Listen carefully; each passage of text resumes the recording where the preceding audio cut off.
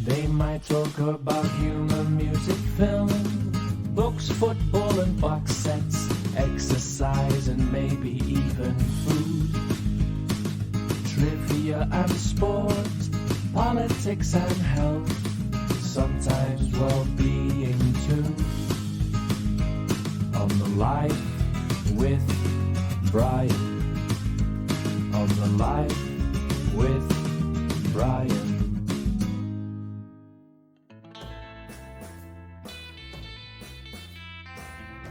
Hello and welcome to Life with Brian.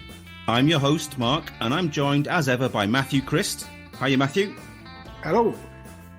And of course, I've got Brian McClay here. Hiya, Brian. Hello. And just like last time, we've got another guest with us. This week, we're joined by the esteemed author, journalist, and now co-host of his own brand new podcast called The Perspective, Paddy Barclay. Welcome, Paddy. How are things? I'm very well indeed, thank you, and thank you very much for the plug. I promise I didn't ask for that, so it's very, very sweet of you, and I much appreciated. Thank you. No worries. Okay, let's kick off then. Brian, what have you been up to since the last time we spoke? Well, I've because we've had such a highly regarded and influential guest this week, I thought I would. I've been musing about things that were pertaining to Patrick's, well, potentially Patrick's career and life in general. I read, I could be wrong, all this stuff, because it's the internet is, or the interweb is notorious for having false or fake news, Patrick. But you were born and brought up in Dundee. Correct. No, I was born in London. Well, you were in Dundee at some point. But I left at the age of 2 because I didn't like the politics. But you mentioned that, did your parents work for DC Thomson? I know you did. Yeah, my mum did. My mum used to write, well, my parents split up. That's why, I was born in London and moved up to Dundee. And my mum used to write what in those days was called women's fiction, which would now be called romantic fiction, regardless of gender. And she managed to get me an interview at DC Thomson's after I left Dundee High School, which is right opposite the DC Thomson building in Dundee. And so I just walked straight out of the playground into this interview with DC Thomson's and managed to pass. So I got a job as an office boy on the Dundee Evening Telegraph. That was my first job in journalism when I got sacked. What I wanted to ask you about then, so what age were you were in Dundee when you were a kid in teenage years? Yeah. So what the thing that's kept me awake most nights is this question. Was that because your mother was working for DC Thomson, did you get free comics? No, I used to shoplift them from. That's another question. That's amazing. Oh, that was another question I had for you later on. No, because I wanted to know. Well, the question I wanted to ask you was, which one did you particularly hanker after? Was it the Bunty? No. Was it Jackie? Or was it maybe Commando? Or was it the Beano or the Dandy? Right. Well, actually, that. You've as usual with you, Brian, you've measured your cross to perfection, because when I was about 16 and in the office, one of the perks you got was that the people from the Jackie would come round and pick a boy and a girl from one of the offices to go on a photo shoot. And I was taken with this girl, I think her name was Julie Thompson, and the two of us were taken to a park, Camperdown Park in Dundee, and we did a photo shoot and she was gorgeous, by the way. And all I had to do, I got an afternoon off, and all I had to do was sit gazing into her eyes and occasionally intertwining my fingers with hers to imitate it, so that they could put these romantic images on the front of Jackie. And one of the pictures of me and Julie Thompson, although I have to say that Julie was more front on in the picture, because she looked like Julie Christie. And I looked like a version of myself, but with hair. So obviously she was the main focus. But we appeared in a romantic sort of pose on the front of Jackie. But no, my favour of choice was the dandy. I was Desperate Dan, Cow Pie, the whole thing. And Urwally, of course, was another hero of mine and still is to this day. Because I was when I was looking this stuff up, I realised my gran used to buy me the dandy. It came out on Monday, I think. You were either dandy or Beano. You couldn't be. It's like saying I support Rangers and Celtic. You were one or the other.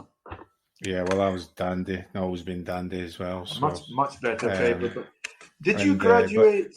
Did you graduate to one of the Rover Hotspur Wizard and Adventure? If you want to know. I'll tell you what if you go, I'll give you my roll of comics now. So, okay, my gran bought me the dandy, but I used to read my sister's Bunty. Yeah. So I quite like the Four Marys, which is kind of half relevant to the previous thing and everything. And then I went on from the dandy to Shoot. Oh yeah. And my sister got Jackie, but I read the Jackie because there was. When I was looking at the research, different things about the Jackie, there was a couple of things that came up, and there's a in the 83 and 84, Johnny Marr of the Smiths was in the Jackie 3 times. Wow! And there's loads of music stuff, so I think maybe that was one of the influences on my musical. So the content of Jackie, because I never thought of you, Brian, really as being a romantic in that sense, being a softie. So there was actually good content in Jackie as well. It wasn't. Yeah, there was because in this, and there was an A to Z, like a questionnaire to A to Z with Johnny Marr in 83 or something like that. Yeah. And the interesting thing for me was that they were intended to use, when he got to X, he was intended to use a xylophone in the next album. So brilliant. So and he was featured 3 different bits over a small period of time, and I don't know. I'd imagine that. Yeah, it was because Jackie was hugely popular. Yeah, but there was some good content in it. Yeah. Yeah, you're talking about a later era where it had obviously developed quite a bit, but I was in this was more or less when it started. I mean, you've got to bear in mind, I'm talking about nearly 20 years. 1938 or something, wasn't it? Yeah, my career was destroyed by the Second World War, But no, I was. It was good times there, They sacked me at the Dundee Evening Telegraph, but they did it nicely. They told me I could look around for a new job, and they were as good as their word. They let me just hold down this job until I found something else. I've always liked DC Thompson's because of that. So I'll finish my comic history or my publication history, even though I read them. So I went to Shoot and Match. Yeah. Smash Hits. Yeah. NME. Oh yes. No, Smash Hits 2000 AD. Yeah. Smash Hits NME. What did you? You must have read Rolling Stone as well. Oh no, I've only you couldn't. There's no way that there was ever a Rolling Stone magazine in Dundee. I'm not having that. There certainly wasn't any in Airdrie. But there was Melody Maker. But I preferred NME. NME had a lovely little gossip column. One-liners. I think it was on the back page. I hear that so and so, and there were all sorts of people who would appear in this as if they were a great celebrity. Oh, I saw so and so. I saw Dave Lee Travis coming out of the Marquee Club yesterday. That would be a news item. I mean, these guys were treated as great stars, the DJs of the time. But I once again, Brian, you and I are separated by by a generation at least. Not really, no. You just look that old, that's all. I've had a hard life, mate, as you know. One of the highlights of trying to follow your career for a start. What? Yeah. One of the highlights for me was that I featured in a crossword clue in the NME. No. Me and Paul McStay. It's What was the? me and Paul McStay, and it's what was it? 5 and 5. Me and Paul McStay. Me and Paul McStay might adorn this, and it's 5 and 5, and it's musical content. I obviously know the answer to this, but I'm not going to spoil the surprise. 5 and 5. I'll give you another clue. Declan McManus. Elvis Costello. Costello's not 5, is it? That's who That's sang the it. clue. That's who sang it, Paddy. What, a song? Yeah. Relating Right, to Paul McStay and myself. I was never very good at crosswords, so Put us out of our misery, Brian. The answer is Green Shirt. Green Shirt is one of his.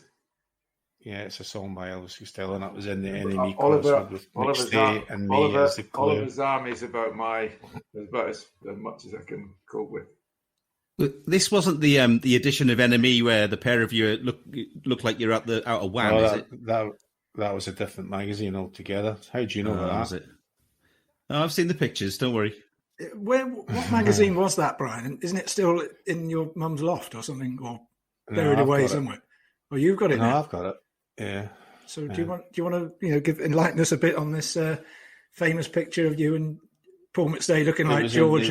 It was a new music publication based on around Scottish music and football. I can't remember what it was called, but Paul McStay and I were asked by Bobby Bluebell if we would be interested in being to take part in this, and me and him went along to somewhere in Glasgow thinking it would be a 10-minute thing, and we were there all day getting interviewed with various things about football and music, and then these pictures which gullibly, naively were allowed to happen. And then there's a double page. We were on the front cover, a double page spread of McStay and me in the George and Andrew pose with the leather jackets on. And I dare say you were in makeup for a good half. Underneath. I dare say you were in makeup for a good half of that day. Was that why it took so long? No, nothing at all. It was just like this photographer that there was like.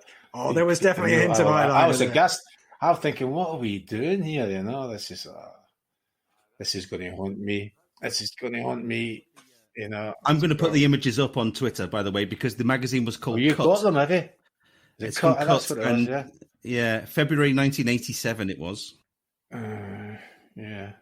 Yeah, well, it's one of the great musical football duos to go with Hoddle and Waddle. Yeah, but we were just posing. We weren't doing any performing. We were just they were actually on top of the pops, I think. Yeah. You could accuse them of just posing as well and not actually. But I've got a gold single now, so I'm not that bothered about it. I've got Have you? That was, I assume, for Come On You Reds, was it? It was, yeah. Yeah. Mm-hmm. For what? How many? The 94 Cup final song. Yeah. Oh yeah. It actually knocked Scottish rock band Stiltskin off they were number one for about 10 weeks, and I think that song knocked them off the top of the charts, if I'm not mistaken. So it must have sold a few. If you've got a gold disc, I hope you still get a bit of money from that. Must have got a few. No, because we took a one-off payment. Oh, wise move. That's what it was. I think so at the time, because I thought this is no chance of being selling anything. This is garbage, So, but what did I know about music at all? So. Don't tell me Fergie's got the rights. And the manager of Status Quo's got the rights. Yeah. Yeah. The manager, the guy who was managing Status Quo at the time. Oh, really? They featured in the song as well, didn't they? Were they in the? Yeah, because they were part of it. Yeah. But it was basically not a rip-off, but it was a reworking of one of their. Oh, it's a Status Quo. So it's song, a Status Quo song with United. So yeah, it's a Status Quo thing. Yeah, I remember it well. I didn't buy it, but thousands of other people obviously did. If I didn't buy it, it would be probably the only Status Quo song that I haven't bought. I used to love them. I used to absolutely you're into them, yeah. adored them. Used to go to. Did you see them? Did you go and see them? Did they ever come to Dundee, or did you see them in London or I used to go, Manchester? Or? I used to go and see them. I probably first saw them in Manchester, but it became a habit. They always used to do a Christmas concert at Wembley Arena. So at usually about 19th of December, something like that. And I used to go to, it was always a full house, 7,500 there. I went to that for about 10 years in a row. It was brilliant. And I still love them, but I don't listen to the music quite as much. But did you go right into the? Did you get all dressed up and all that? Did you get no.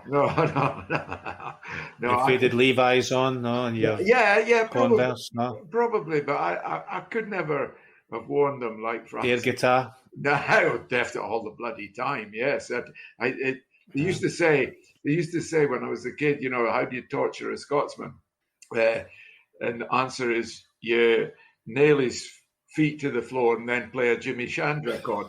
Well, if you wanted to torture me, you'd nail my feet to the floor and play the status quo, you know, or nail my hands, you know, to the wall and put a guitar in front of me and play. I used to just love them and be them, you know, and if nobody was looking. But I was, you know, I couldn't be as cool as Francis Rossi. I don't think anybody could. He must be the coolest bald man in the world, apart from us, Mark, obviously. Obviously. Were they there? Were they there for the recording, Brian? Were Rick and Francis there? So you spent a bit of time there. Decent fellas? Yeah, great. Yeah, I think irrespective, I don't think I've ever met many people you would be disappointed in how they were, you know, whether that was in... I mean, you've. I think, Paddy, you've probably come across a lot more people than me. But any discipline, whether it was music or occasional film or acting or fellow football players, they've been.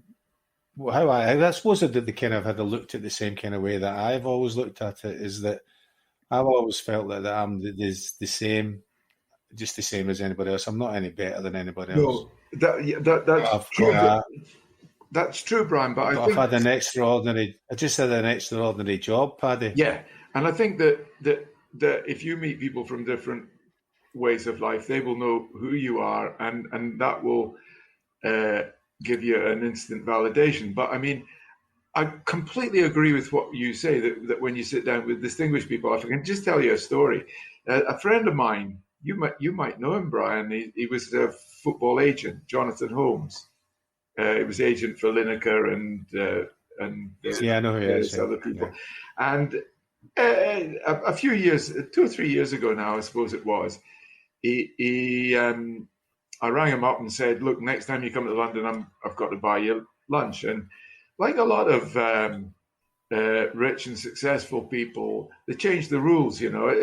You would think it was rude, but I love Jonathan so much that it doesn't bother me. But he rang up and he says, "Hey, listen, can we make it dinner rather than lunch? And instead of the place where you go, can we go to the Garrick Club in London and have dinner there?" So I'm thinking, you have to do that. You know, he's changed. If you're invited to that, you've got to go there. Absolutely, of course. But you know, it was my turn, and you know, I'm also a Dundee boy, so I thought, and it'll save me a couple of bob, you know, because if it's a Garrick Club, he'll have to pick up the tab. So anyway, he rings me up and he says, "Sorry to be a nuisance. Sorry to be a nuisance again." And I'm thinking, oh, fuck me, what's he doing now? Is he changing it to somewhere else? He says, "Listen, is it all right if I invite a couple of people along?" And I said, no, of course not. It's your shout. It's your dinner now. Anyway, when I get there, it's Tom, there's him, me, obviously, Tom Courtenay, the actor, one of the greatest of English actors of all time, and Mark Knopfler, who I'm also a big Dire Straits fan, and I think Mark Knopfler is one of the greatest popular. He's another slaphead, isn't he? He's another slaphead, exactly. But anyway, we sit down, and these are two of the nicest men you could ever meet. And what's more respectful, Martin Offler says to me, I said, trying to make conversation, I said, I believe you're a Newcastle fan. And he's talking about Newcastle United. And he says, you might be interested in this. When I first started supporting Newcastle, I was training as a journalist. So already I'm absolutely gobstruck by this. And then Tom Courtney's going on about Hull City and, a couple of great players that I remembered. There were 2 strikers they had way back in the 70s. And it was the most wonderful, wonderful night. And they made me feel completely at ease. And hey, what a bit of name dropping that was, by the way. I do apologize. Did Jonathan pick up the tab? He did. I should hope so, after recommending the restaurant he took you to. He did. No, I had to pick up the taxi bill because Tom Courtney lived in Putney. In Hull. Putney. He says, dear boy, he said, you don't mind if we go around via Hull. And no, he lives in Putney on the way home to me. And and I'm thinking, well, normally what I'd do is dial an Uber and all that. But I'm thinking, well, since I'm with Tom Courtney, I really ought to hail a black cab. So, my man. And we're getting a black cab. So it's about 50 quid by the end. But anyway, it was a great night. Brilliant night. Brilliant night.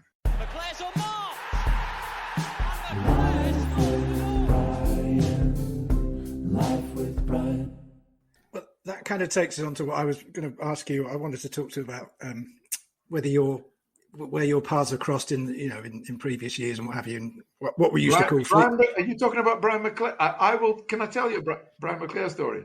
You can tell us any story you want.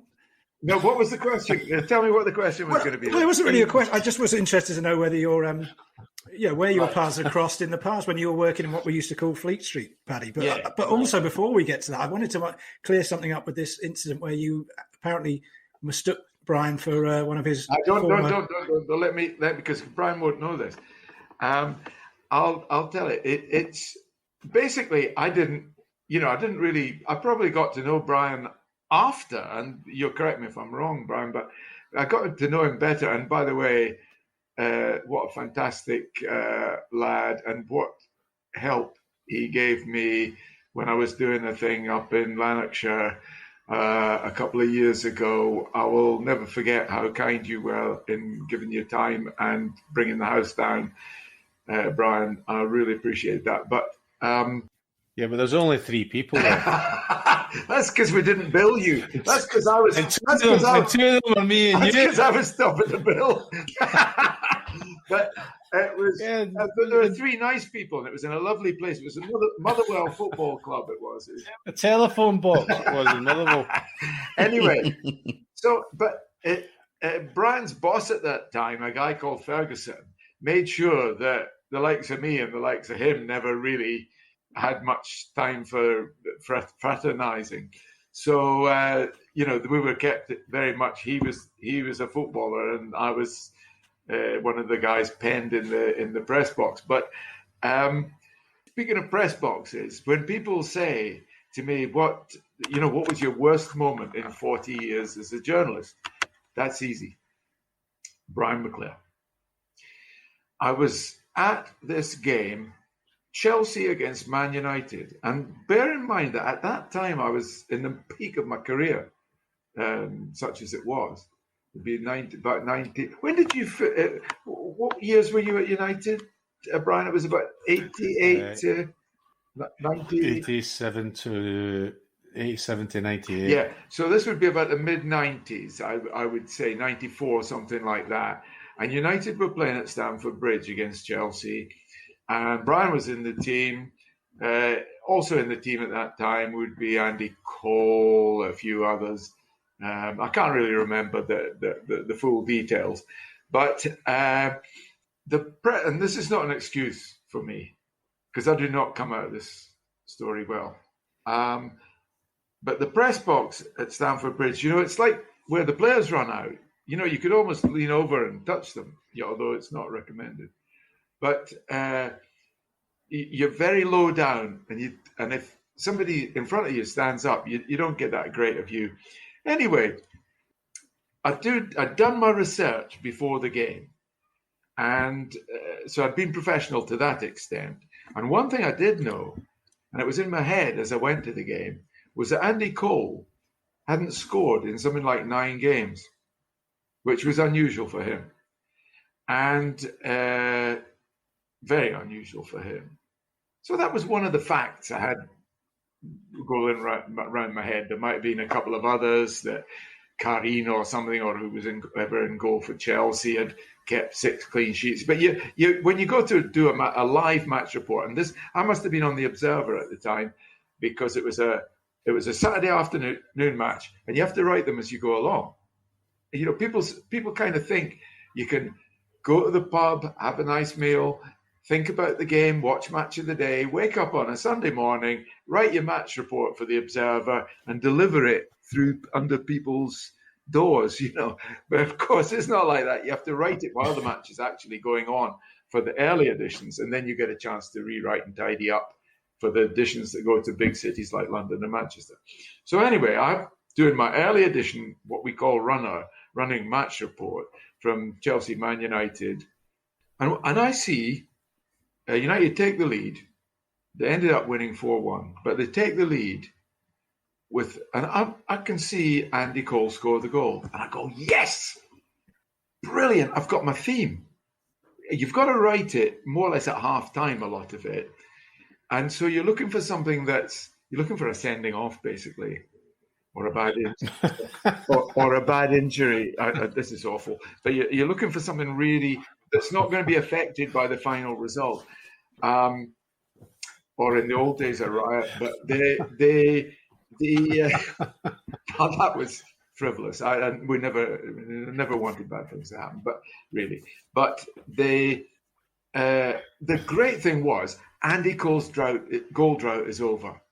This is the fantastic. He scored the goal that will last after, in his 10th attempt, Andy Cole, normal services resumed. You could see, and I could see him dancing around celebrating the goal. And I went to town on it. I said, you could see the relief in his face. There's nothing a striker likes better than to get the monkey off his back, blah, blah, blah. And off it went, and I filed it. And then United won 4-1. I continued to file it. I filed what we call a top and tail, an intro and the second half update, and sent it off. And then I heard somebody talking about Brian McClare having scored twice. And he had scored one of the others. And I said to the guy next to me, as the final whistle went, I said, that first goal, it was Andy Cole. Now, people in press boxes, when they're on a deadline, they don't tell you what the answer to your question. The answer is, fuck off, I'm busy, right? So he says, yes. And so I thought, that's good. It was Andy Cole that got so McClare only got one. And so I'm going, I write this, and the office ring me up at about, I must have been the age of mobile phones, because the office, I rang in with a check call. I said, everything all right with my copy? And they said, actually, a bit of a problem with it. They said, the agencies are giving that first goal to Brian McClare. I said, no. He said, but all the agencies have given it. So I then say, I'm going to have to check this. Anyway, I did check, and it was Brian McClare who got the opening goal. And Andy, I don't know if Andy got one later, or whether his goal drought was continuing. But whatever it was, I mean, the report was utter bollocks. And what's more, it had gone already to the first edition area. So the entire population of the outlying places that get the first edition, like people of Plymouth, are saying, fucking hell, I never rated this bloke. He's talking utter shite. You know, we watched the Match of the Day last night, and he thought that was Andy Cole. Now, the thing about Andy Cole and Brian McClare is they're very easily confused. I mean, they are so similar physically. But he that was definitely my worst moment. That I was able to rewrite, but of course I still felt like being sick, and I'm beginning to feel slightly nauseous even reliving it now. You didn't keep one of those newspapers, did you? That'd be great to keep. That. Oh, that's yeah. a wonderful Well, story. they always, I'd like to have read that myself. You know, they always. You could have added it. You might have got a bonus. You probably kept it, Brian. He would have got a bonus, but no. There was an old rumor that Ferguson had got hold of the initial attempts of all the reporters. Luckily, I wasn't doing a live match at Barcelona in 1999 when United went the 90 minutes past.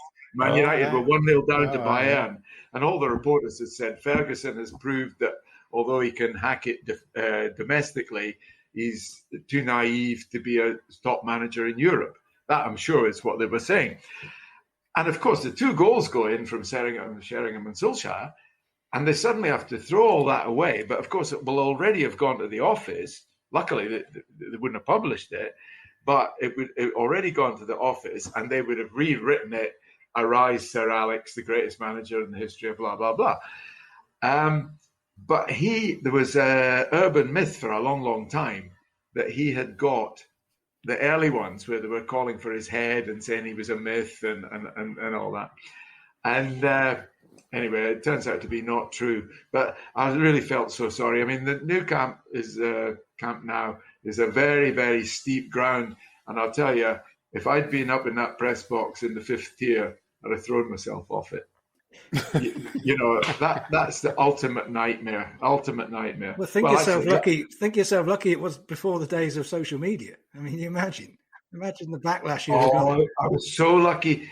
Do you know, that's a very, I've never thought of that, but you are so right, because I'd have got slaughtered. It would probably have destroyed me completely. Yeah, it would. Paddy, you know it reminds me of the tale about Arthur Montford. Do you know that one? Which one? Well, Arthur Montford is from the one that I know. With the check jacket. I've heard is that he's commentating on a game. It could have been a game of, I think it was Russia versus Scotland, because it sounds that kind of a game at Hampden Park. And you know that old press box that used to dangle below there. Yeah. So he would be in there doing his TV commentary while the dailies and the Sundays would be sitting round about him as well, and he's commentating on the game. And Russia scored a goal, and he's sitting next to Ian Archer. Remember Ian Archer? I loved Ian Archer. Yeah, so he's a bit of a lugubrious character, isn't he? A bit laid back and a bit droll, isn't he? English accent. And then great, a very dry sense of humour. Brilliant. And then Arthur in his very animated way, it's a goal. The Russians have scored. They've scored a goal. It's a fantastic goal for Russia. And he put his hand over the microphone because he couldn't work out which Russian had scored the goal. And his hand over the microphone, and he turned around to Ian Archer, who's lying back next to him watching the game. And he says to Ian, "Did you notice who scored that goal there?" And Ian Archer turned around and said to him, "Fuck Stefano." And it's a great goal for Russia. It's fuck Stefano. 1-0 to Russia. Fuck Stefano scores. Brilliant. Sure not, but it's a great story. I love it. And then apparently Ian Archer's looking at him going, "What are you doing?" You know, and he's looking back thinking that he's got his thumbs up. Thanks very much for that. You know, Ian, the most you ever got out of Ian, because I always used to think he was drunk, you know, Ian, except that until you looked at the quality of his writing. He was a magnificent writer. But all you usually got out of Ian was a raised eyebrow, you know, something like that. He had an English accent, but I don't think he was English. He was a wonderful writer for the Daily Mail, a brilliant writer. Life with Brian, life with Brian, life with Brian. You, Brian, were one of those players, because you were so consistent, And because you were able to play, see, people forget. They think, look at the goals, games per goal and goals per game and all that, and they think, oh yeah, striker. But a lot of games, you must have played an awful lot of games right side for Man United, central midfield. I was very fortunate that I had this, what I would say was a very good ability or adjustable possibilities to my my football, was that I could play badly all over the pitch. So, and I did, and that's what I did. And what it allowed me to play probably a lot more games than I would have if I had been. I suppose you could use Andrew Cole as a good someone example. who, Andrew Cole's a goal scorer and a centre forward, and very good at that. But if you weren't doing, maybe for that period, that length of time, your Jacob would be on a sugary nail with regards to your team selection, if not indeed your career at times. Whereas I'd never been a striker, Paddy. I was a manufactured. I was somebody who played football all my life at school and in boys' clubs, who loved scoring goals from midfield. I was an old-fashioned inside right. That's what I would say. Was how I developed as a footballer. Someone who would play that kind of that. In the EEC now, the way that teams are set up now and the way they're playing now is for me is going back to, apart from the back four, I think a lot of it is that old formation where right halves, inside rights, outside left, outside right, that's centre true, forwards. And then it's like you go, and then indeed you've done a lot of stuff about that in regards to your book about Chapman and things like that, and about formations and how formations have developed from the beginning of football, and it's kind of strange that people are talking about new. There isn't anything, for me, there isn't anything new. Certainly there aren't new positions, because people have gone back now to talking about number 6s, number 8s, number 9.5s. We all know what they mean. They mean, because we've got a vague idea of how a 2-3-5 team lined up, which of course it never did line up like that. It always lined up 3-2-5. They were always printed in programs as 2-3-5, but there was never any such thing after the Second World War as 2-3-5. It's quite strange, but but we know what an 8. We know the difference between a 6 and an 8. But what I'd like to say more about you, Brian, is when I look at the Manchester United team now, and you look at certain players, and you look at, for example, Paul Pogba is one. People say, now you've got to find the right position for him. You've got to have him left there, and you've got to hit the ball there. And if you do all of that, as if he's some kind of, machine that depends on gravity or something, he should be able to move around the pitch and spot what needs to be done where. Now, a person in Brian's day at Manchester United, the option of not finding the right position, and you'll correct me if I'm wrong, Ferguson would not accept that as an excuse. Now Solskjaer, Brian says that he was a number 8, really, an old-fashioned inside right who liked to score goals and reserved the right to do so whenever he played. Solskjaer was a striker or second striker, but for much of his career, he played wide right for Manchester United or on the bench. So the option of saying, I have to just be standing 8.5 yards in and to the right, and then I have to get the ball about 4 feet off the ground, and then I'm fine. Can you imagine Ferguson putting up with all that shite? A footballer is supposed to go out and play, and it's very unfortunate, but it's great players, better players than Paul Pogba will ever be. Dennis Law. Dennis Law was a box-to-box Brian Robson-style midfield player. He went to Manchester United because Matt Busby wanted him to play as a striker. Everybody now thinks Dennis Law was a striker. Dennis doesn't. Dennis played out of position for 600 games.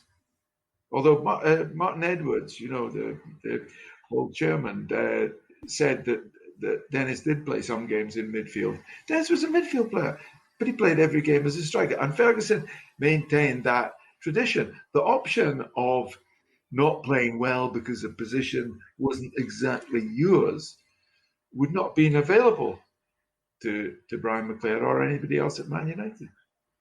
Yeah, but he had that innate ability to take players and decide how their kind of long-term career or, I suppose, shelf life was going to be at Manchester United, and it wasn't necessarily in the position that they'd been playing for a period of time. Paul Parker, who had a great career as a football player, and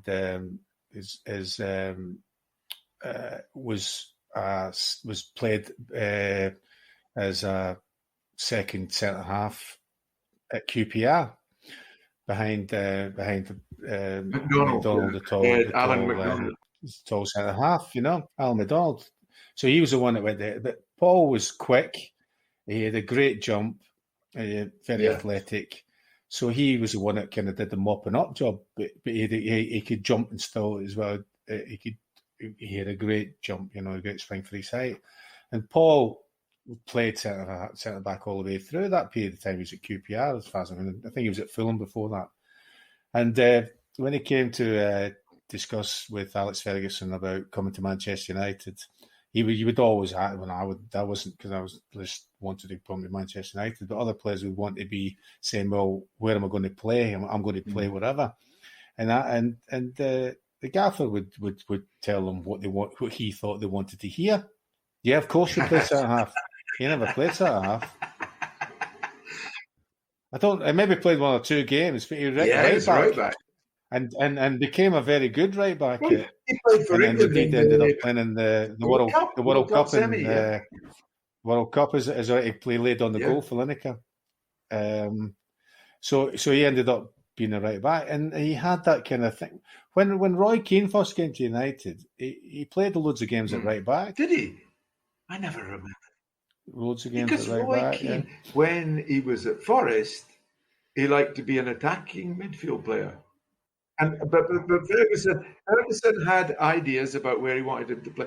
And I mean, another example I always think of was Rio Ferdinand. When he was at West Ham United and then Leeds United, I think a lot of us thought, could he be the sort of English Beckenbauer?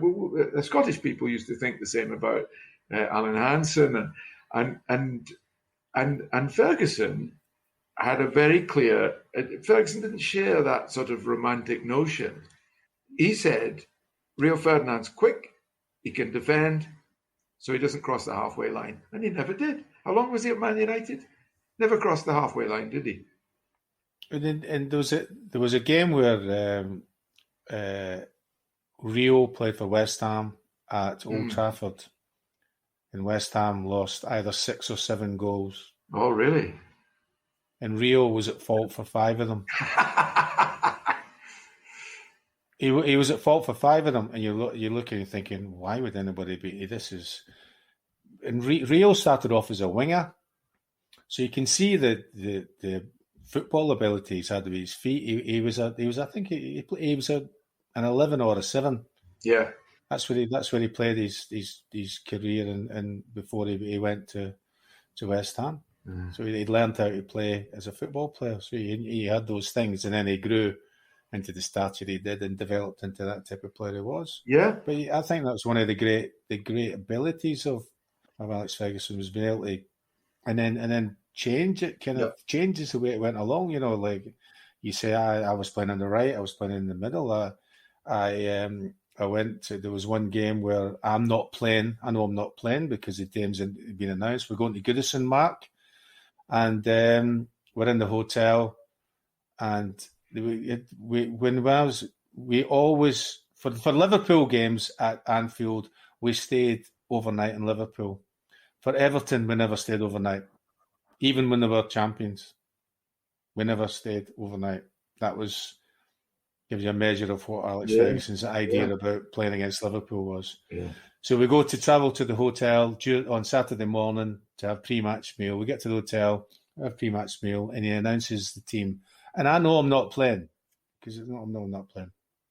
And he announces the team, and I'm always could listen, but not always pay that great amount of attention. But I was listening because I knew I wasn't playing.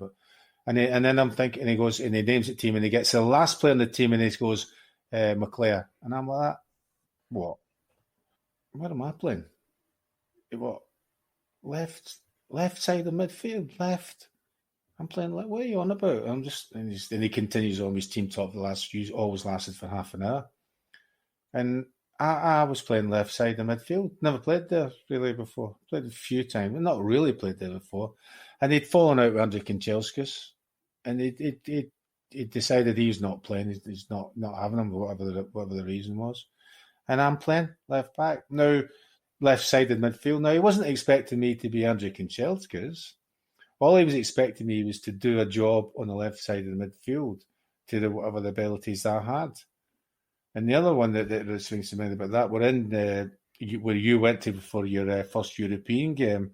You're in Turin, Paddy. Oh, yeah. And we're playing Juventus when Juventus are in their pomp. And we're doing quite well. It's 0-0 at half time in the Champions League, and I'm on the bench, and I'm coming at half time, and he comes in, and then he's ranting and raving, and Ryan Giggs is the one who's getting the roasting, and again I'm kind of half listening because I'm thinking I'm not going to be involved in this game, but we're still 0-0. We're doing quite well. Okay, he's giving Giggs a tough time, and I can't remember exactly what happened where Giggsy maybe had decided to give his own opinion. And the next minute it was right, McClare, get fucking stripped, get his kit, and I'm like that. Still kind of looking a different way, and I'm thinking, I look over and I'm like, can you say my name there? And he went, yeah, get fucking ready. And I'm like, right, well, yeah, okay. And so I'll go out in the second half, and I'm playing left side midfield. So I'm playing on the left-hand side of the midfield against Conte. Yeah. and Pisotto, who's playing right back. Yeah. Right? Now, Pisotto was quick. I'm like, well, I don't know. What am I expected to do here? And I thought, well, fair enough, whatever. So all I did for 45 minutes is when the ball came to me, I tried to control the ball and pass it to a red shirt and move somewhere else on the pitch. and we lost the goal. Inzaghi, who scored in the last minute, he scored in the last minute. You know, he's like the manager's comment about him. I think he said he was born offside, but I think so. You know, and probably half of his goals would be chopped off of VAR because that's how much he played on that line. Yeah. And we lost the game 1-0, and I'm like mystified because I have no idea about. And the next day we stayed over, and the next day when we came back and did the training, he decided to have a team talk that I wasn't involved in. I was away training with the reserves, and apparently he's just sent to them making a point about me, saying about me. So what did he do? What did he do? He did the simple thing. The simple thing. He got the ball and he passed it to a fucking red shirt, and then he moved to another position. That's all you need to do. And that's what he trusted you to do that. Yeah. You know, trusted you. One of the most frightening things for me is the afternoon, the lunchtime of the Cup Winners' Cup final against Barcelona. He's having his team talk, and he comes into the team talk and he points his finger straight at me and goes, "If you do your fucking job tonight, we win this game." And you did. I thought, thanks very much for that. No pressure on me. You man Mark Koeman in that game, didn't you? That was my job, yeah. When they had the ball, yeah. Where Koeman was Koeman playing in front of the back? He was playing as part of the back. Of the back four, and you had to sit on him. When we were out of possession, I had to stop him passing the ball, spraying passes all over the place. That was my job. That was what year was that? 92? 91. 91. Yeah, because 2 years after that, that was what Milan did, wasn't it? The following year, the Barcelona got to the won the European Beat Cup. Sampdoria They at won Wembley, 1-0. At Wembley, yeah. Yeah. And that was so. Was Guardiola in that team? No, He must have come in later. he wasn't playing. He must have come in later. Well, he wasn't playing that He game. played it. might He be played it. injured or I remember him suspended, in the Wembley game, but oh yeah, but that must have been Matt Busby was at that game, wasn't he? The one in Rotterdam. Aye. Oh, it was Ferguson told this story about how Matt was sitting on the front seat in the behind the driver or opposite the driver, and how the fans as usual were banging on the door of the thing saying, "Go on, lads, do this, do that," and as the Fergie told Matt asked him to get off the bus first. And as soon as the fans saw Matt, they just went silent, as if and Ferguson said in one of his books, it was, you couldn't have got more reverence for the Pope in St. Peter's Square. From the image. Yeah. That's St. Peter's Square in Rome, by the way, not the one in Manchester. Where the library is.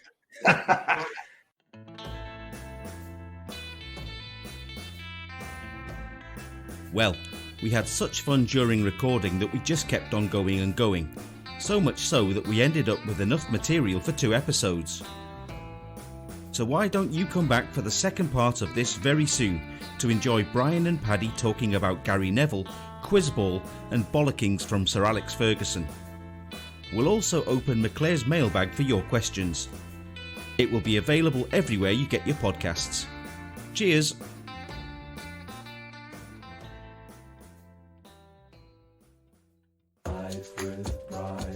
Life with Brian, talking films or music.